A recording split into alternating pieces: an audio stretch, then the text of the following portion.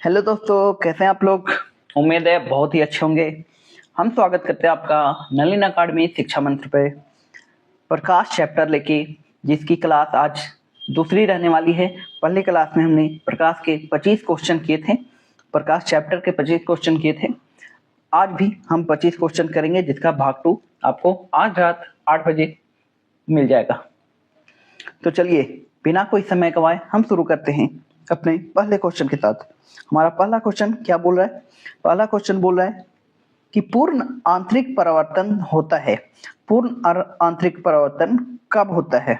जब प्रकाश हीरे से कांच में जाता है, जब प्रकाश जल से कांच में जाता है, जब प्रकाश वायु से जल में जाता है, जब प्रकाश जल से वायु में जाता है। तो इसका आंसर आपका हो जाएगा कि जब प्रकाश हीरे से कांच में जाता है तो पूर्ण आंतरिक परावर्तन होता है, यानी आपका ए उत्तर सही हो जाएगा। बढ़ते अपने अगले क्वेश्चन की ओर। मैं अभी डायग्राम बनाने वाला था हीरा का, पर बना नहीं, इसलिए मैंने छोड़ दिया। नेक्स्ट क्वेश्चन है आपका, इंद्रधनुष बनने का कारण क्या है? इंद्रधनुष, जब बारिश होती है तो आप देखते होंगे कि आपके पूर्व साइड में ऐसे, रुको,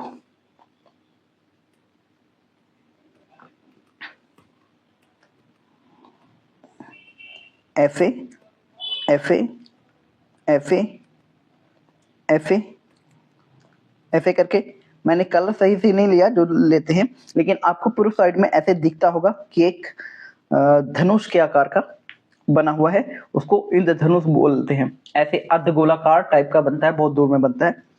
तो इंद्रधनुष बनने का कारण क्या है? इंद्रधनुष बनने का कारण है आपका प्रकाश का वर्ण विक्षेपण। प्रकाश का वर्ण विक्षेपण कहाँ है? आपका सी ऑप्शन में है, तो आपका सी ऑप्शन सही हो जाएगा। बढ़ते अपने अगले क्वेश्चन की ओर। हमारा रेट था ना, रेट कहाँ गया? चलिए नेक्स्ट क्वेश्चन है आपका, मृग तृष्णा या मिराज। मिराज क्या होता है? मृग तृष्णा या मिराज क्या होता है? तो इसका उदाहरण है आपका पूर्ण आंतरिक परावर्तन से मृग तृष्णा होता है। अब मृग तृष्णा आपने कहीं देखा होगा, अगर आप कार से सफर किए होंगे, कभी आप कार से सफर किए होंगे तो सामने रोड जाती है, आपको लगता होगा कि आगे बारिश है, यानी पानी जमा हुआ है, पानी जमा हुआ है रोड पे, वही होता है मृग तृष्णा या मिराज। आपने कभी रेगिस्तान में गया होगा, तो रेगिस्तान में आपको दूर से चमकती हुई बालू दिखी होगी जो पानी की तरह लगती है, वह भी मिराज का ही उदाहरण है। तो मिराज किससे होता है? मिराज होता है पूर्ण आंतरिक परावर्तन से। चलिए बढ़ते अपने अगले क्वेश्चन की ओर।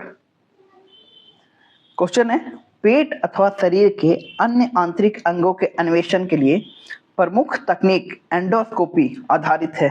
तो ये भी आपका पूर्ण आंतरिक परावर्तन पे ही आधारित है। एंडोस्कोपी किस पे आधारित है? पूर्ण आंतरिक परावर्तन पे। बढ़ते अपने अगले क्वेश्चन की ओर। प्रकाशीय तंतु में किन सिद्धांत का उपयोग किया जाता है? तो प्रकाशीय तंतु में आपका उपयोग किया जाता है पूर्ण आंतरिक परावर्तन का। आज का सारा का क्वेश्चन का आंसर लग रहा है कि पूर्ण आंतरिक परावर्तन ही होगा। हाँ, सूर्य से प्रकाश का आंतरिक परावर्तन हो सकता है। सूर्य से प्रकाश का आंतरिक परावर्तन हो सकता है यदि प्रकाश कहाँ से कहाँ जाएगा? प्रकाश जाएगा कांच से वायु में। एक कांच लगी हुई है, इससे वायु में जाएगी, तो क्या होगा? आंतरिक परावर्तन होगा सूर्य के प्रकाश का।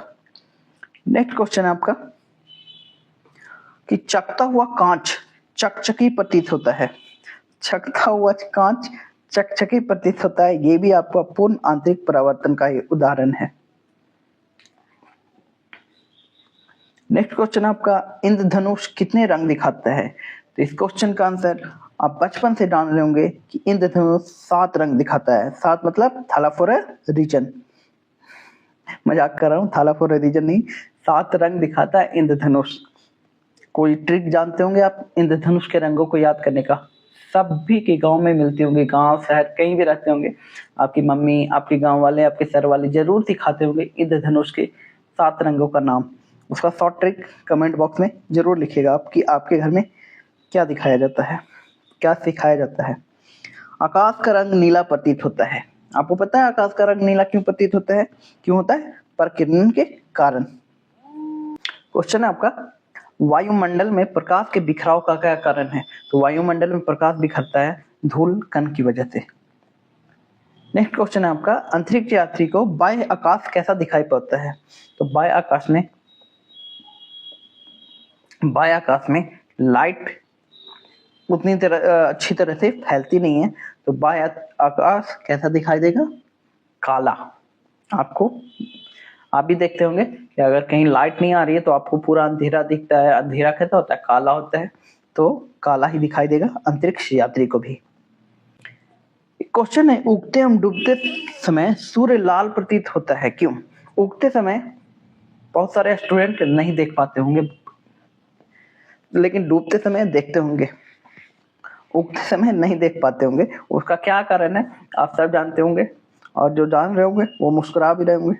तो उगते एवं डूबते समय सूर्य का रंग लाल प्रतीत होता है, क्योंकि लाल रंग का प्रकीर्णन सबसे कम होता है। नेक्स्ट क्वेश्चन है आपका, इंद्रधनुष में किस रंग का प्रकीर्णन अधिक होता है? तो इंद्रधनुष में सबसे अधिक किस रंग का प्रकीर्णन होता है? बैंगनी रंग का। तो आप इंद्रधनुष कभी देखिएगा तो सबसे ज्यादा दिखाई देगा आपको बैंगनी, सबसे कम दिखाई देगा ना। सूखा बाल चमकीला क्यों दिखाई देता है, जबकि गीला बाल धुंधला होता है? ये भी प्रकाश का ही कमाल है। किसका कमाल है? प्रकाश के परावर्तन का। नेक्स्ट क्वेश्चन है आपका कि साबुन के पतले झाग में चमकदार रंगों का बनना किस परिघटना का परिणाम है? आप देखे होंगे साबुन अगर लगाते होंगे तो ऐसे बुलबुला टाइप बनता है, उसमें झांक के देखे होंगे तो आपको 2 4 5 6 रंग दिखाई देता होगा। ये किस घटना का जिम्मेदार है? किस घटना के कारण होता है? तो ये होता है आपका बहुलिक परावर्तन और प्रकीर्णन की वजह से। नेक्स्ट क्वेश्चन है, कार में दृश्यावलोकन के लिए किस प्रकार के शीशे का प्रयोग होता है? दृश्यावलोकन मतलब पीछे देखने के लिए। आपने देखा होगा कार के विंडो साइड नहीं, कार के ये साइड और ये कार है और इस साइड 2 मिरर लगे रहते हैं। क्यों रहते हैं?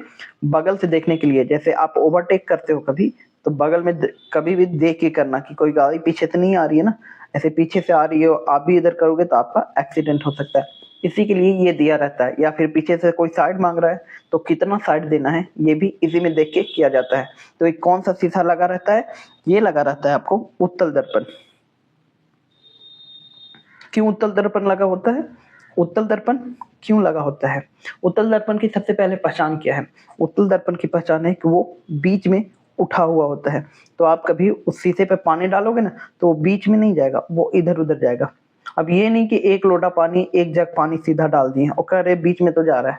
हल्का हल्का पानी डालिएगा तो बीच में नहीं जाएगा। उत्तल दर्पण ही क्यों लगाया जाता है? क्वेश्चन उठा है। तो उत्तल दर्पण में प्रतिबिंब जो है छोटा बनता है। एक ट्रक है, मान लीजिए आप बाइक या कार चला रहे हो और एक ट्रक पीछे से आ रहा है और बड़ा साइज में दिखाना है कि ट्रक इतना बड़ा है, तो आप देख के डर नहीं जाओगे कितना बड़ा ट्रक आ रहा है, कहां से आ रहा है। इसलिए छोटा दिखाया जाता है ताकि पूरा दिखे। तो कौन सा दर्पण लगा रहता है? उत्तल दर्पण। उत्तल दर्पण में प्रतिबिंब कैसे बनता है? उत्तल दर्पण में प्रतिबिंब छोटा बनता है। मोटर कार में परिदृश्य के लिए कौन सा दर्पण प्रयुक्त होता है? अगेन क्वेश्चन सेम है, रिपीट, तो आपका आंसर भी रिपीट हो जाएगा। नेक्स्ट क्वेश्चन है, दांत के डॉक्टर का दर्पण कैसा होता है? अब दांत के डॉक्टर को देखना है आपके दांत के अंदर, आपके मुंह के अंदर देखना है, ठीक है, और वो उत्तल दर्पण यूज करेगा तो उसको और छोटा दिखाई देगा। उसको तो बड़ा देखना है ना, उसको साइज ज्यादा चाहिए ताकि साफ साफ नजर आए। तो कौन सा दर्पण यूज करेगा? वो अवतल दर्पण यूज करेगा। तो दांत के डॉक्टर कौन सा दर्पण यूज करेंगे? अवतल दर्पण। अच्छा, आपके लिए क्वेश्चन है कि आप दाढ़ी बाल बनवाने जाते हो तो सैलून में दर्पण लगा होता है। आप कमेंट बॉक्स में जवाब दीजिए कि वो कौन सा दर्पण लगा हुआ होता है, अवतल कि उत्तल या समतल। चलिए नेक्स्ट क्वेश्चन है आपका कि कार की हेडलाइट में किस दर्पण का प्रयोग किया जाता है? तो कार की हेडलाइट में आपका बेलनाकार अवतल दर्पण का प्रयोग किया जाता है ताकि प्रकाश फैले। नाई शीशे के लिए काम में लेते हैं, ये क्वेश्चन मैं आप पे छोड़ता हूं, मैंने अभी पूछा है, मैं इसका जवाब नहीं देने वाला। नाई शीशे के लिए नाई, नाई क्या होते हैं? बार्बर। जहां आप बाल दाढ़ी बनवाते हो, यहाँ लड़कियां जहाँ ब्यूटी पार्लर जाती है उसको नाई नहीं बोलते ना, उसको क्या बोलते हैं जी? लड़की लोग कमेंट करके बताएगी कि ब्यूटी पार्लर वालों को क्या बोलती हैं। तो नाई किसी के लिए क्या काम में लेते हैं, कौन सा दर्पण? ये आपका कमेंट बॉक्स में जवाब देने वाला क्वेश्चन। कार चलाते समय अपने पीछे के यातायात को देखने के लिए सेम क्वेश्चन रिपीट हो रहा है। आप किस प्रकार का दर्पण का उपयोग करना चाहेंगे? हम क्या, पूरी दुनिया यही उत्तल दर्पण ही उपयोग करती है, तो हम अलग क्यों होंगे? नेक्स्ट क्वेश्चन है आपका कि मानव आंख की रेटिना पे कैसा प्रतिबिंब बनता है? मानव आंख की रेटिना पे बनता है आपका आभासी तथा उल्टा प्रतिबिंब। अब आभासी बनता है तो हमें चीजें साफ क्यों दिखाई देती है?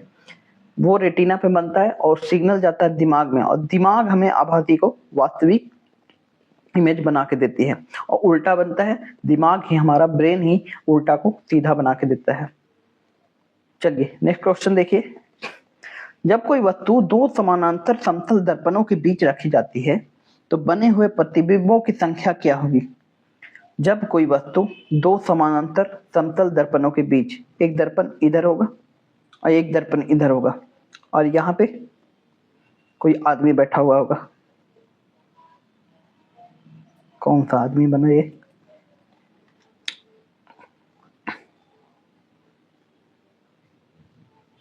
यहाँ पे मान लीजिए गोलू जी बैठे हुए हैं, मान लीजिए बैठे हुए हैं, मान ही लीजिएगा, ऐसे दिखेंगे नहीं आपको। जब दो कोई समतल दर्पणों के बीच रखी हो तो बने हुए प्रतिबिंबों की संख्या क्या होगी? 2 होगी, 1 होगी, 6 होगी या अनंत होगी? इसका सीधा सीधा उदाहरण आप देख सकते हैं। आप जाते होंगे सैलून में, आपके आगे भी आईना होता है, आपके पीछे भी आईना होता है। कितने प्रतिबिंब बने दिखते हैं? इसका प्रतिबिंब इसमें बनेगा, वही प्रतिबिंब फिर ये वाला जो बना वो इसमें बनेगा, फिर वही वाला इसमें बनेगा, यानी अनंत प्रतिबिंब उसमें बन सकते हैं, आप गिन नहीं सकते हैं। नेक्स्ट क्वेश्चन है आपका,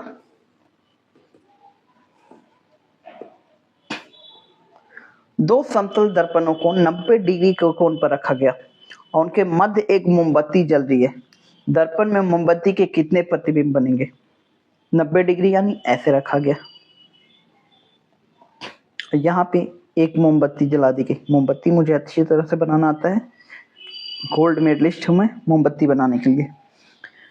दर्पणों में मोमबत्ती की कितने प्रतिबिंब बनेंगे? सेम वैसा ही क्वेश्चन है, लेकिन इसमें सिर्फ 3 प्रतिबिंब बनेंगे। इसका यहाँ बनेगा, फिर इसका यहाँ बनेगा और फिर इसका यहाँ बनेगा, बाकी कोई प्रतिबिंब नहीं बनेगा क्योंकि ये 90 डिग्री पे रखा हुआ है, आमने सामने नहीं। चलिए नेक्स्ट क्वेश्चन देखिए। यदि एक व्यक्ति दो समतल दर्पणों को 60 डिग्री कोण पर आना है, अब 60 डिग्री कैसे होगा? एक ये होगा, एक ये, और 60 डिग्री इसका क्या होगा? तो आप कभी चांद जो होता है ना, चांद आपके इंस्ट्रूमेंट्स बॉक्स में मिलता है, कैंपस बॉक्स में, तो 60 डिग्री आपका ऐसे दिखाएगा। तो ऐसे जब दर्पण रखे हुए होंगे तो कितने प्रतिबिंब दिखेंगे? तो ऐसे दर्पण अगर 60 डिग्री पर रखा हुआ होगा तो आपको 5 प्रतिबिंब देखने को मिलेंगे। ये आपको याद रखना पड़ेगा, आप लगा के देख के चेक नहीं कर सकते, आपको याद रखना होगा। तो चलिए आज के लिए इतना ही, मिलेंगे आपसे नेक्स्ट वीडियो में ऐसे ही मजेदार क्वेश्चन के साथ। तब तक के लिए जय हिंद, जय भारत। और एक और बात, वीडियो लाइक कीजिएगा, वीडियो को शेयर जरूर कीजिएगा। अगर आपको पसंद आ रही है तो आपको दोस्तों के साथ भी शेयर कीजिएगा, ग्रुप है कहीं वहां भी शेयर कीजिएगा, क्योंकि हम आपके लिए वीडियो बना रहे हैं। अगर आप ही फायदा नहीं उठा पाइएगा तो हमारे वीडियो बनाने का क्या मतलब है। चलिए मिलते हैं आपसे नेक्स्ट वीडियो में, तब तक के लिए जय हिंद, जय भारत।